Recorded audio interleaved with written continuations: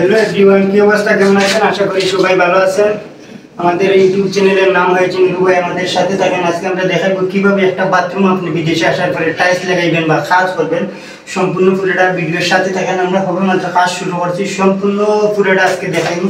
এদিকে একটু দেখা, এই যে এইগুলো পার্টি মারছি, সম্পূর্ণ পুরোটা ভিডিও দেখাই। ভিডিওর সাথে থাকেন, ভিডিওটা দেখতে থাকেন। আপনি যদি নতুন আসেন তাহলে কিভাবে বিদেশ আসার পরে টাইলসের কাজগুলো করবেন, একবারে এভরিথিং সব কিছু আজকের ভিডিওতে দেখুন। আমাদের ভিডিওটার সাথে থাকেন। আপনি যদি আমাদের চ্যানেলে নতুন হয়ে থাকেন তাহলে নুরু ভাই ইউটিউব চ্যানেলটা সাবস্ক্রাইব করবেন, আমাদের সাথে থাকেন। আমাদের ভিডিওর টাইটেল বা থাম্বনেল দেখে বুঝতে পারতেছেন যে আজকের ভিডিওটা কী নিয়ে। আপনি যেহেতু আমাদের ভিডিওটা টিপ দিচ্ছেন, নিশ্চয়ই আপনার জরুরি দরকার, দেখবেন, শিখবেন প্রবাসে আসার পরে কীভাবে কাজ কাম করে। আমাদের সাথে থাকেন, পুরোটা ভিডিও দেখতে থাকেন, এনজয় করেন, আপনার মতো আপনি কাজটা বুঝিয়ে নেন। আচ্ছা নুরু ভাই, হ্যাঁ ভাই, এই যে টাইসো এটা কি লাগাও সাদা সাদা? এগুলো হচ্ছে ভাই গিলু। আপনি বুঝতে চাইছেন যে এগুলা কি বা কিরকম লাগে, এই তো। এগুলা বিদেশ আপনি আসার পরে যদি দেশের মতন 3 ইঞ্চি খাওয়ান তাহলে ধরা খাইবে।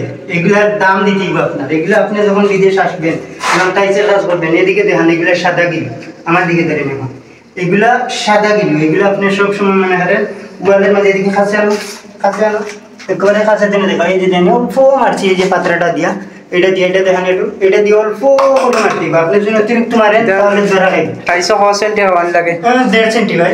এটা 1.5 সেন্টি আপনি ওয়ালে তুমি মাপিয়া সম্পূর্ণ পুরোটা লাগিয়ে দিব। টাইস শুদ্ধ 1.5 সেন্টি দিব। এটা গিলু সর্বোচ্চ আপনার 5 মিলি খাওয়াই দিব, সর্বোচ্চ 5 মিলি গিলু খাওয়াই দিব।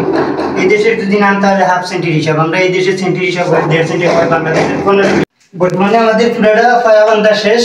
বর্তমানে আমি উপরে পাট্টি মারব, এখানে ছোটো ছোটো টাইলস কাটিয়ে নিয়ে এখানে একটা পাট্টি মারব, এখানে একটা, প্রত্যেক ওয়ালে দুইটা করে মারব।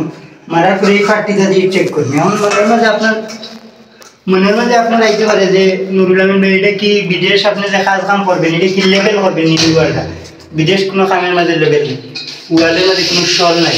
এই যে বলছি ওয়ালের মাঝে কোনো শল নাই, তাহলে কি আমরা শল ছাড়া কাম করি? না, এটা ভুল দেন। এখানে নিচে যদি 1.5 সেন্টি 15 মিলি, উপরে দিতে 15 মিলি। এই যে প্যাকিং মারছি, এদিকে দেখো, এদিকে দেখো, এই যে সম্পূর্ণ পুরোটা এখন ঘুরিয়ে আমরা প্যাকিং মারছি। এখন এইটা পাট্টি ধরবে, এই যে এখান থেকে এদিকে দেখো, এই যে পাট্টি ধরবে এরকম সম্পূর্ণ। বুঝছেন?